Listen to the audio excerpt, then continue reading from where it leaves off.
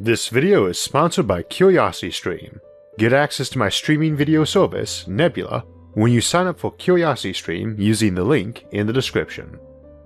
The Hitchhiker's Guide to the Galaxy tells us that a man must walk down 42 roads to be called a man, but that seems like a lot of work for a rather modest reward.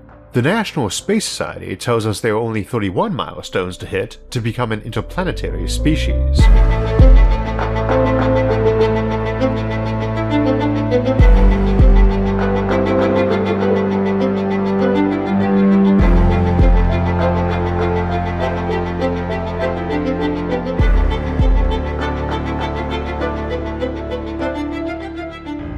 Becoming an interplanetary species, and eventually an interstellar one, is not something that is going to happen overnight.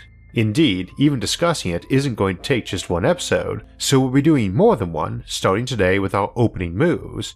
It is important to realize though that this won't happen overnight. Even if we get cheap space travel tomorrow, it will be centuries before more than a small fraction of our population lives off Earth. I thought today we'd look at some of the critical steps we'd expect to need to make along the way, and what it might look like as we head out to space and make it our home.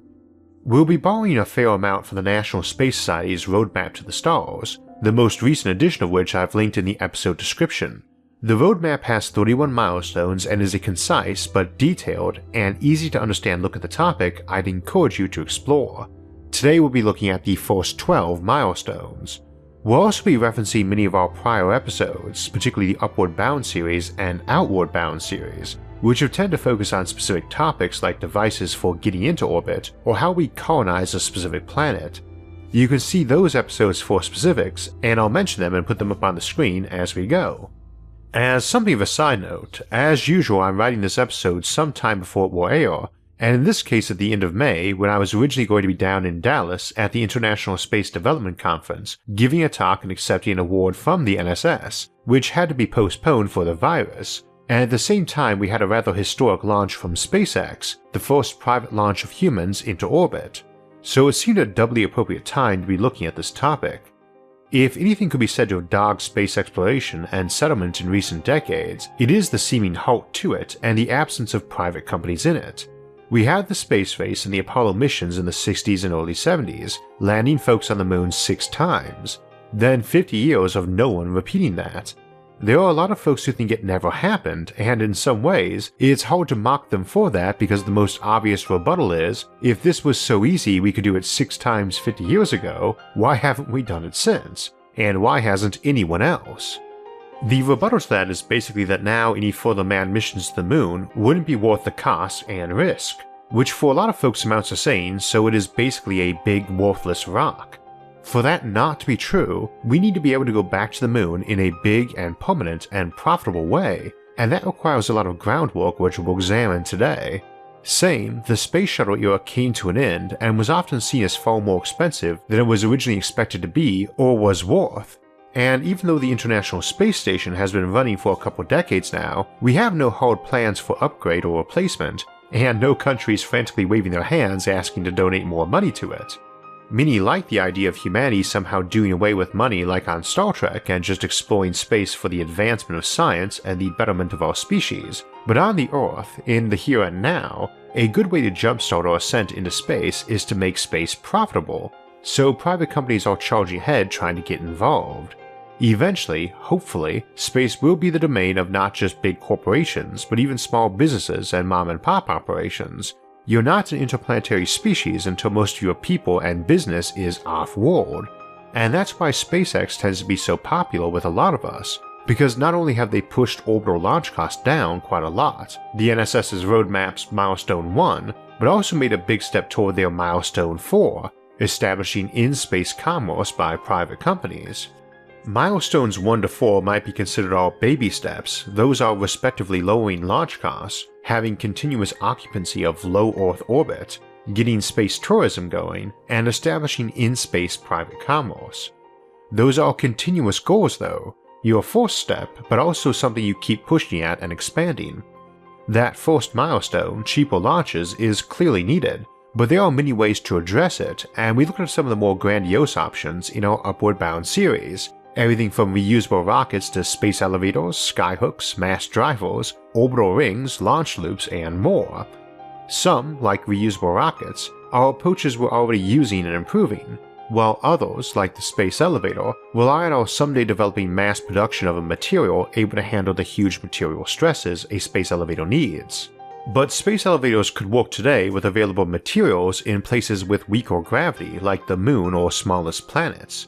So too, devices like mass drivers might be good for Earth, but definitely work great on low gravity, low or no atmosphere places like the moon. Still other approaches like the orbital ring, while probably needing a lot of prototyping and offering some technical challenges, mostly aren't in use right now, not because they are hard to make, but because they are major investments and will only save us money when we have vastly more space traffic. It's like building a railroad across the continent. Saves tons of money, but not until you've already gotten very developed.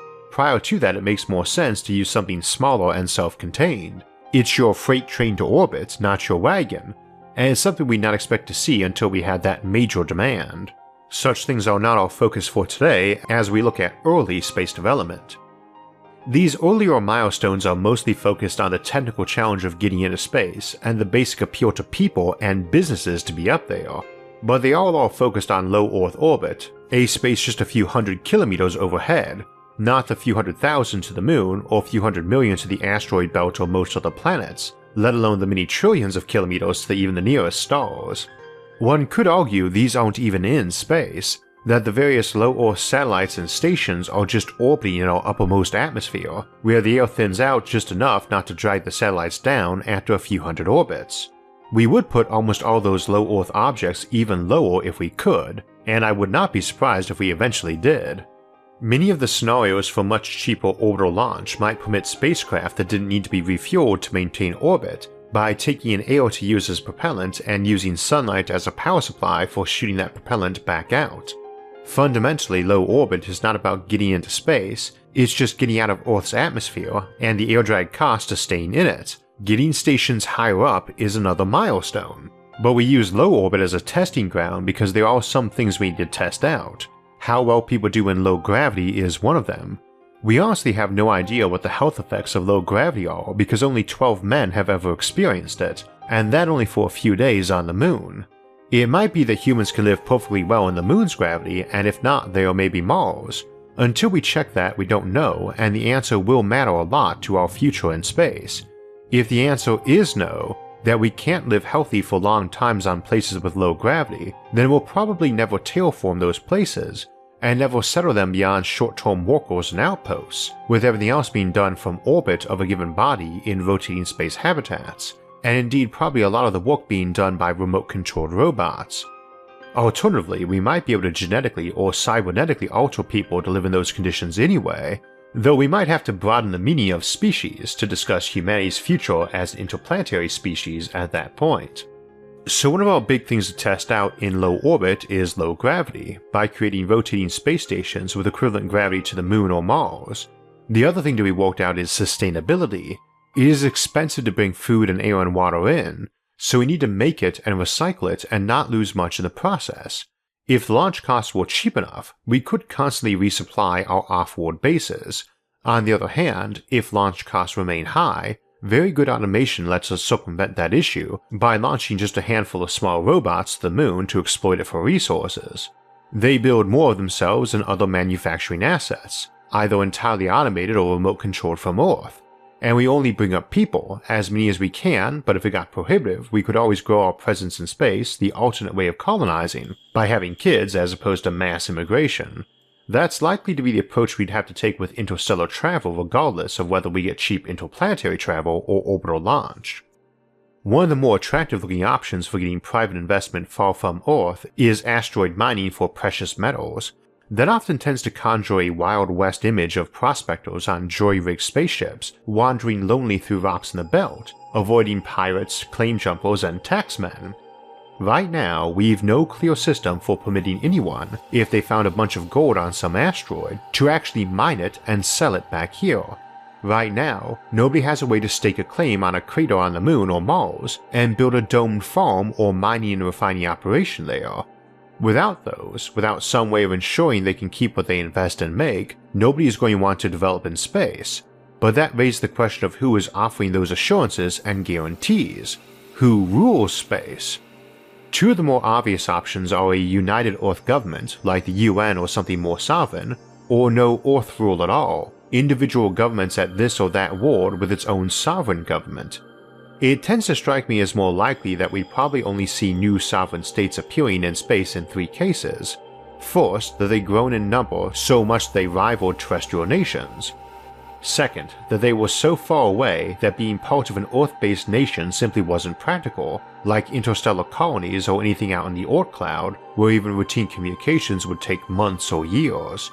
And third, where some powerful nation was essentially sponsoring them, as has happened often in history where some nation wanted to spite a rival by supporting the independence of some place they controlled, or didn't think they were in a good position to make a territorial claim on some place, but felt they could more easily sponsor them as a sovereign and friendly state. This last route seems the most likely to produce new nations in space first. Some outposts of tens of thousands, currently beholden to this or that nation or parallel entity, have started resenting their administration, and rival powers lean on that entity to let it be free to run its own affairs. I suspect you would foresee them obtaining subdivision status. In the US, for instance, we have the federal government, then beneath that the states and territories, and beneath that more subdivisions like counties, townships, cities, villages, and so on. A colony of 10,000 people is not going to be taken seriously as a new nation, partially because it just lacks the capacity to support a lot of critical government functions. While big organizations can often be rather slow and bureaucratic, they do tend to provide big advantages to their members. It's hard to have due process in a appeals court, for instance, in a nation of 10,000, when there's probably only a dozen lawyers. Hard to have a university with lots of professors in wide range of specialties and so on. You could farm that out to others, like sign a treaty with a terrestrial nation to handle your high crimes and appeals, or send your students to and so on, or even be your big gun for diplomatic and military intervention when needed, and potentially not the same country for all these functions. And we'll explore these ideas more next month in future types of government. In the short term, you need legal and political protections for those going into space, and you probably need some sort of land grants or other economic incentives to encourage folks to head out there, Milestone 8. Once they are there, to be safer, to feel safer, and to operate cheaper, you need to improve your technologies for self-sufficiency, Milestone 9. This doesn't have to be total self-sufficiency, of course, only interstellar colonies would need that, and even they could be relying on trade of information from back home, getting tech updates and so on. However, they do need to be self-sufficient in the sense of not running at a deficit. If a colony on this asteroid doesn't grow much food, then it needs to be able to produce something to trade for it, and at a rate sufficient to get what they need. There is always a cost to trade, so ideally they should be mostly self-sufficient, especially on food, air, water, and energy, the four things you need constantly to keep your colony running. Those are your big jugular weaknesses, and the degree of self-sufficiency is obviously a lot different for a space hotel in low orbit and a distant subsurface rotating habitat in a Kuiper Belt object far from the Sun. Fundamentally the same concept though. You need to make sure your total imports are less than or equal to your exports, and reliably so, which is often going to mean minimizing what you need to import, and often maximizing the quantity and variety of things you can produce locally. That's a pretty big aspect of Milestone 10, which is multi-generational survival off Earth. If you're not stable, if you're essentially running in a deficit, you won't last. But more importantly, we're not even talking about humans here. We don't know how most animals will fare in terms of being born in low gravity, or inside relatively primitive artificial ecosystems. Some will likely handle it better than others, but in some cases we might need entirely artificial ecosystems of very large and diverse natures. During this early phase, we can be sending folks off to Mars to explore, or off to the belt to find precious metals, or set up this or that trial method at fuel or food or air or water production, but anything truly grand up in space requires first tackling how we can establish reasonably closed ecosystems up there, and how humans themselves handle protracted periods in space, both physiologically and psychologically. Not just as adults, not just trained astronauts picked from the best of the best, but how you raise a kid there, how you keep them educated, fed, comforted, and employed, and also how you keep them safe. Milestone 11 is developing reliable defenses against asteroids hitting Earth. There are some near-term related concerns we'll have to address along the way. For instance, our atmosphere protects Earth from small meteors and space debris, but stations and ships will need their own protection from these common hazards of higher orbit. And whatever technologies we use to adjust asteroid trajectories away from Earth could also be used maliciously to send them to Earth or to other targets.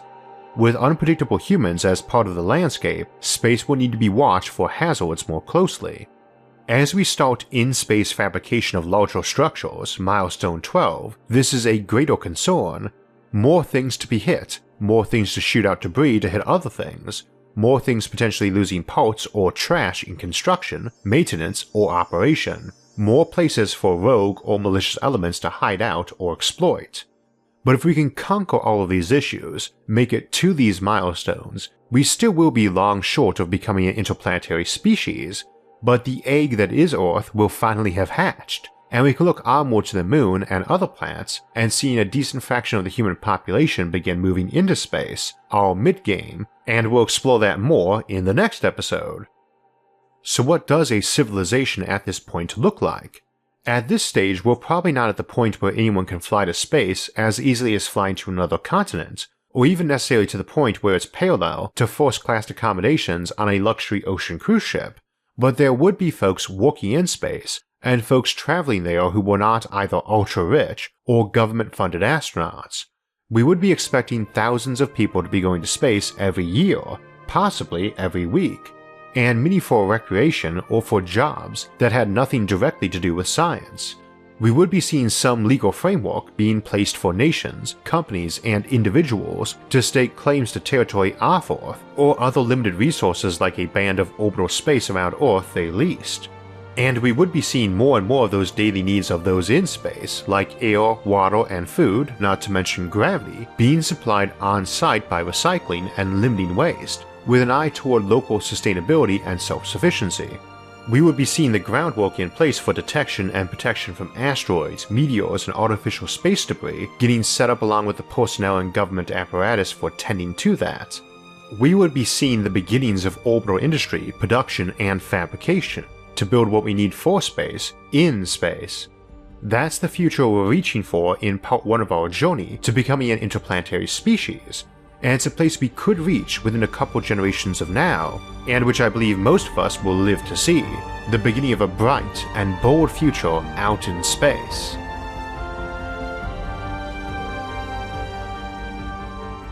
Throughout today's episode, we looked at the first 12 milestones on the roadmap, and some of those milestones are ones we've looked at in depth before, but one we've not done, in spite of many requests for it, was on asteroid defense. And it was long overdue and is out now on Nebula, where we'll discuss the realistic scenarios for asteroid impact and what technologies and approaches are on the table for dealing with it. Nebula, our subscription streaming service, was made as a way for education-focused independent creators to try out new content that might not work too well on YouTube, where algorithms might not be too kind to some topics, or demonetize certain ones entirely, or just doesn't fit our usual content. If you'd like to get free access, it does come as a free bonus with a subscription to CuriosityStream, which also has thousands of amazing documentaries you can watch, on top of the Nebula exclusive content from myself, like our Nebula exclusive series, Coexistence with Aliens, and many other excellent works by creators like CGP Grey, Minute Physics, and Real Science. If you're a curious person, CuriosityStream is now just $14.99, a 26% discount, and it gets you access to thousands of documentaries, as well as complimentary access to Nebula for as long as you're a subscriber, and use the link in this episode's description. Last week we looked at some truly enormous space habitats we might build in our future as an alternative to settling new planets, and next week we will take a look at how we can go about acquiring the vast amounts of raw materials we will need to construct millions of those continent-sized habitats, and ask if we should dismantle the solar system itself to provide them. After that, we'll be back to the Fermi Paradox series to consider disappearing stars and cosmic voids, to consider if such things are natural or might be signs of older alien civilizations dismantling their own solar systems or even entire galaxies.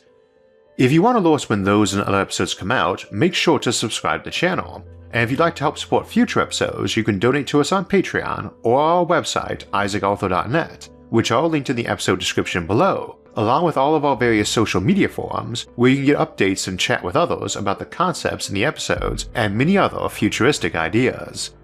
Until next time, thanks for watching and have a great week.